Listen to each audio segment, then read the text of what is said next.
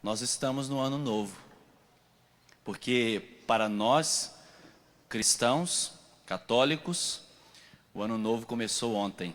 Nós iniciamos um novo ano litúrgico, porque nós não movemos por calendário civil, mas pelo calendário espiritual.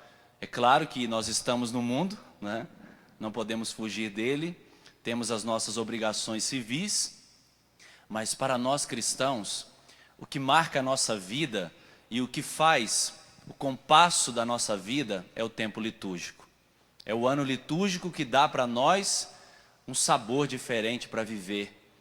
É o ano litúrgico que dá para nós um sentido diferente para viver. Porque Jesus está no meio de nós. Porque Ele está no meio de nós, todas as nossas realidades, elas são santificadas a partir do mistério central da vida de Cristo, a sua paixão, morte e ressurreição, mas podemos falar de todos os mistérios que fazem parte da vida de Jesus. Também o seu Natal, também a sua encarnação. A humanidade recebeu de Deus esse grande presente. Por isso, a nossa existência, ela é carregada de sentido. A partir da encarnação do Verbo, nenhum ser humano pode dizer, a minha vida não tem mais sentido. Nenhum ser humano pode afirmar, eu não tenho mais razão de viver. Claro que não. Nós temos sentido, nós temos uma razão para viver, porque Ele está no meio de nós. Ele veio uma primeira vez e Ele também virá uma segunda vez para julgar os vivos e os mortos. Apoiados nessa certeza, a liturgia da palavra dessa segunda-feira, ela nos mostra, a partir da primeira leitura do profeta Isaías, que é o profeta do advento, mas também a leitura do Evangelho de Mateus, nos aponta duas realidades, duas vertentes do tempo do advento. A chegada, a presença, a vinda e também a expectativa, a espera, a esperança. Essas duas realidades, meus irmãos e irmãs, marcam esse tempo do advento.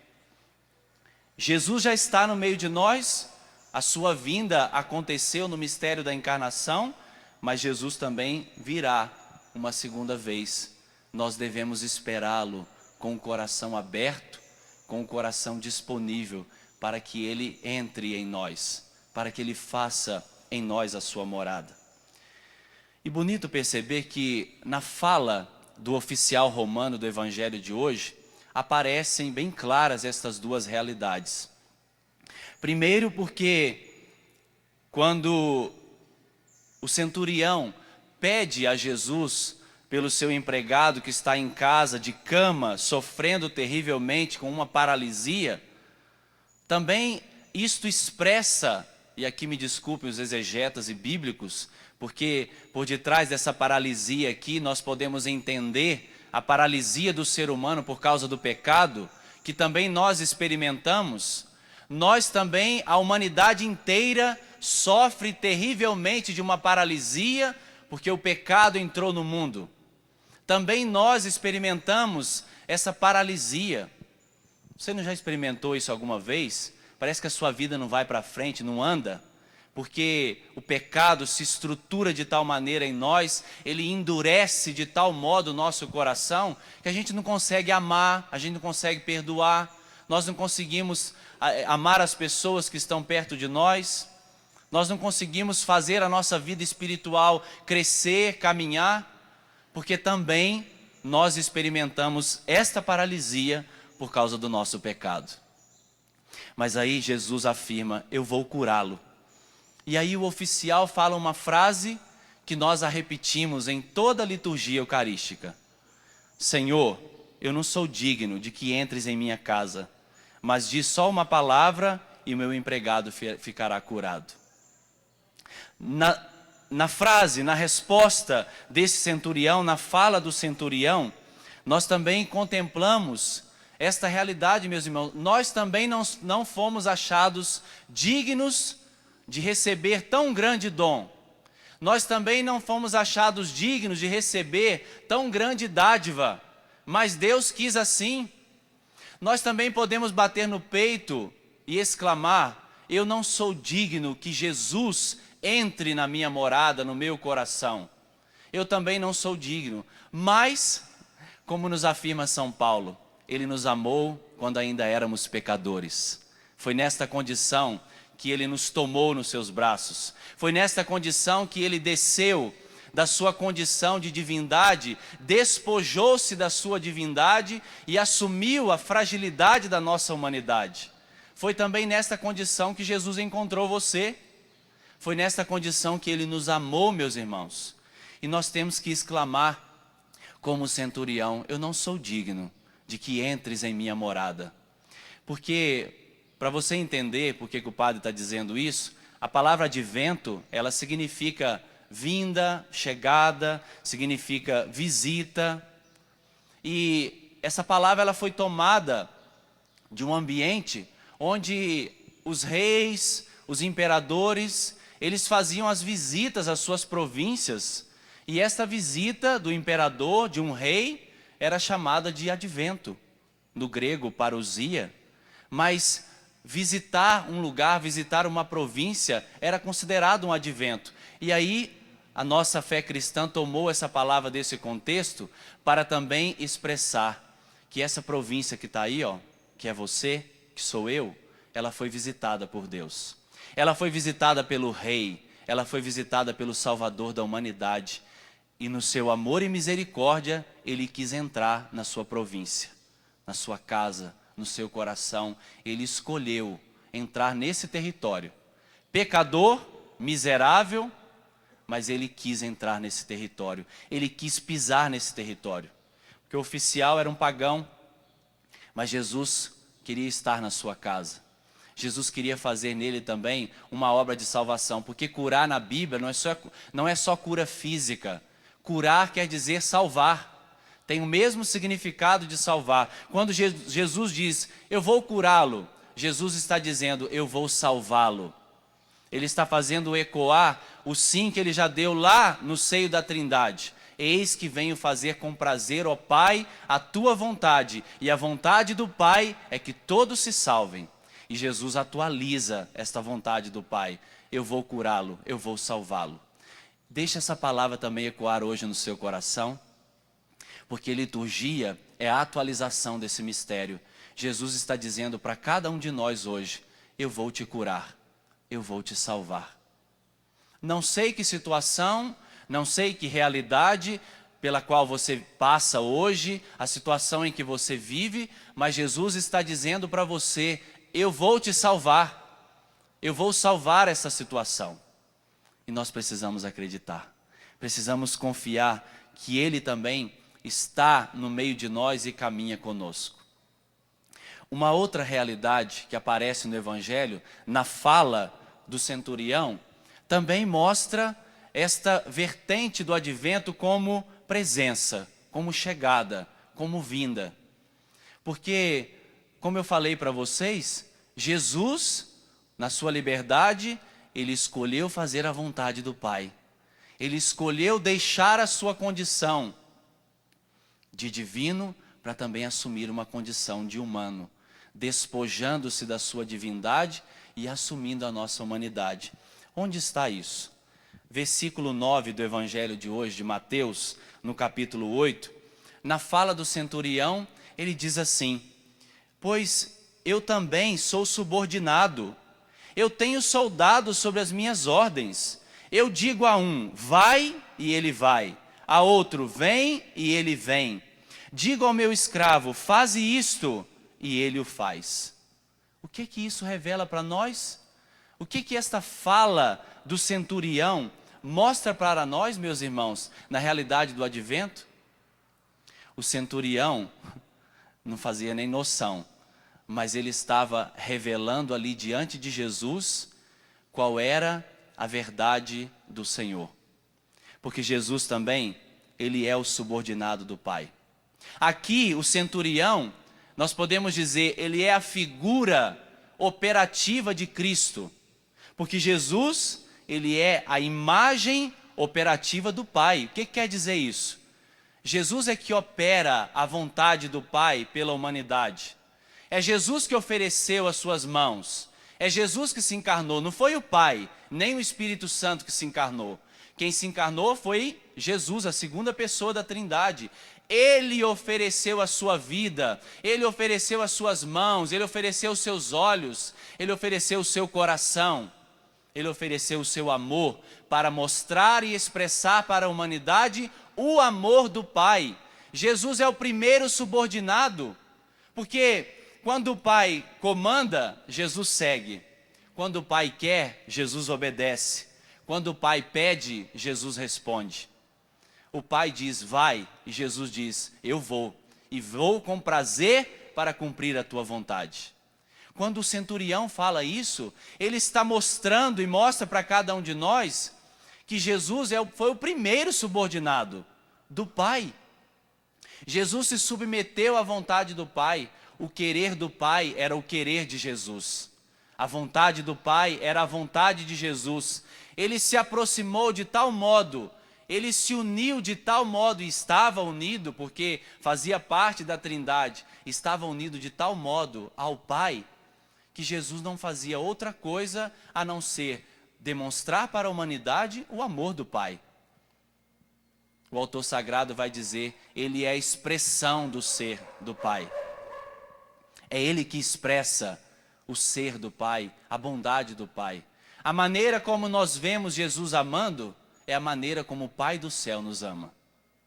A maneira como nós vemos Jesus sendo misericordioso, pregando, falando, anunciando, também é a vontade do Pai. Então, meus irmãos, na fala do centurião está para nós uma grande verdade neste tempo do advento.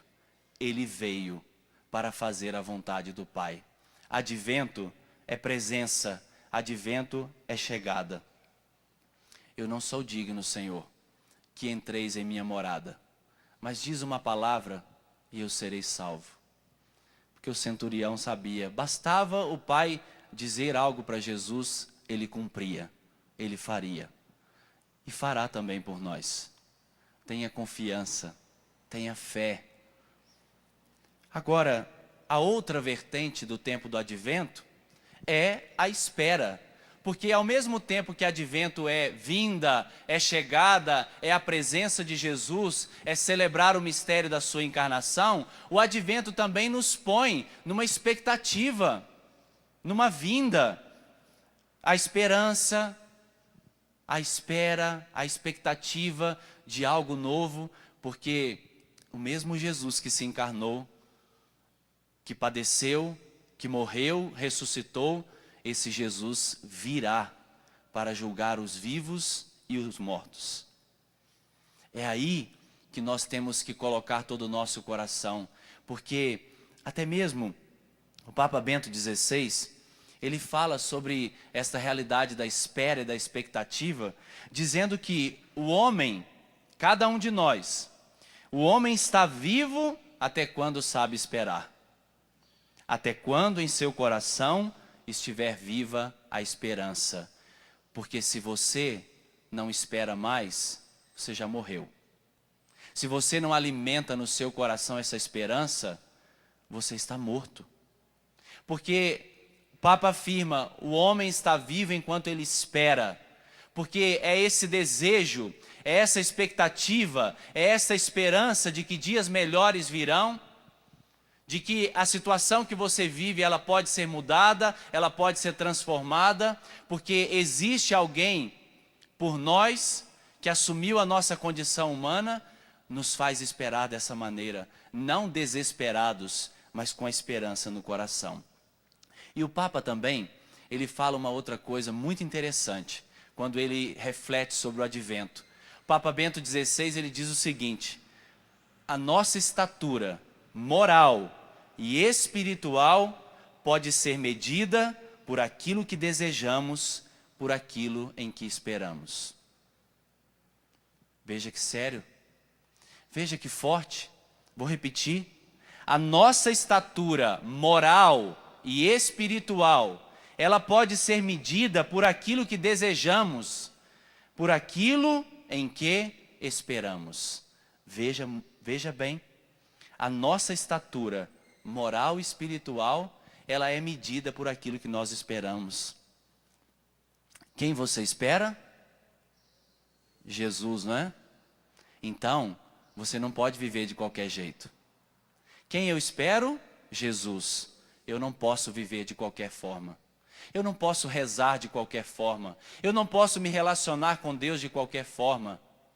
Porque essa minha estatura moral, do meu comportamento, as minhas virtudes, a maneira como eu procedo, os meus comportamentos, as atitudes, não dá mais para ser diferente daquilo que eu espero. Senão é hipocrisia. Senão eu sou incoerente. Senão eu me torno uma pessoa vazia. Porque eu digo que eu aguardo a vinda do Senhor, mas vivo de qualquer forma. Eu digo que aguardo a vinda do Senhor, mas procedo como um pagão. Parece que uma pessoa que não conheceu Deus. Tenho atitudes que não são nada a ver com o Evangelho. É uma incoerência, meus irmãos. Então o Papa nos lembra e reafirma para nós que a nossa estatura moral e espiritual, ela é medida por aquilo que nós esperamos. Se você proclama em cada Eucaristia, vinde Senhor Jesus, se você acredita nesta vinda do Senhor, avalie o seu comportamento. Veja como você está procedendo. Eu falei na missa de sábado aqui para a comunidade, o tempo do Advento é um tempo de preparação para o Natal e é um bom momento de revisão de vida. É um bom momento para você perceber quais são as atitudes em você que não condizem com o Evangelho e converter-se, e mudar de vida, e acolher a boa nova, o Senhor que vem. Porque eu encerro, a carta de São Paulo aos Tessalonicenses, ela nos pede essa postura. Sejais irrepreensíveis para a vinda do Senhor. Quando o Papa reflete sobre isso, ele diz que o texto original grego não é nem para a vinda, é na vinda. Sejais irrepreensíveis na vinda do Senhor. Na vinda quer dizer que é um modo de ser. Eu preciso ter um modo de ser que me coloca em preparação para a grande chegada, para a vinda do Senhor, que já está no meio de nós, mas também virá uma segunda vez.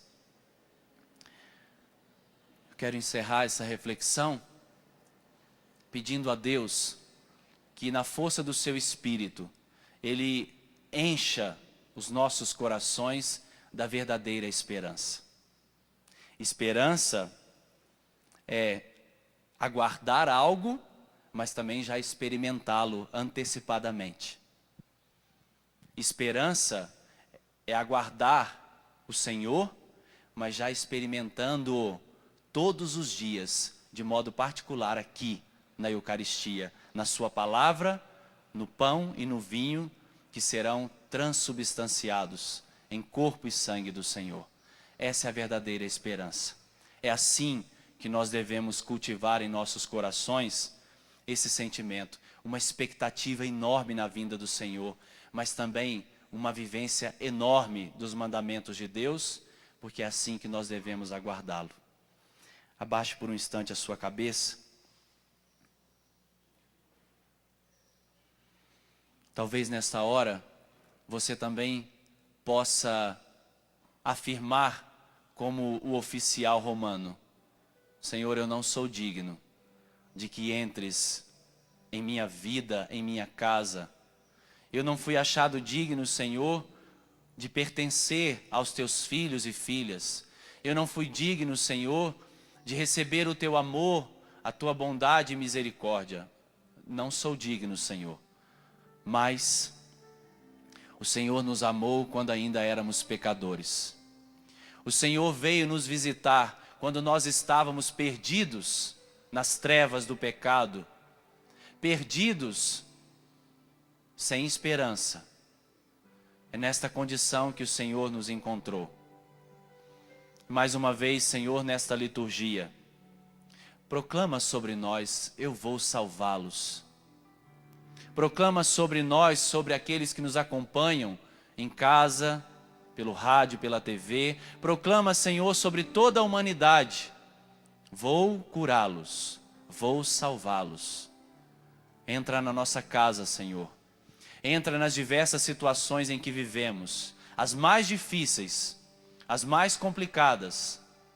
Temos em nossa casa, Senhor, pessoas, situações que precisam da Tua visita, do Teu advento, da Tua chegada. Mas também temos dentro de nós, no nosso interior, no nosso coração, situações que precisam da Tua luz, da Tua chegada, do Teu poder, da Tua presença, Senhor. Converte o nosso coração, abre-nos para a Tua graça. Fazei-nos, Senhor, colher neste tempo do advento frutos de conversão, de transformação de vida, porque aguardamos ansiosamente a Tua chegada.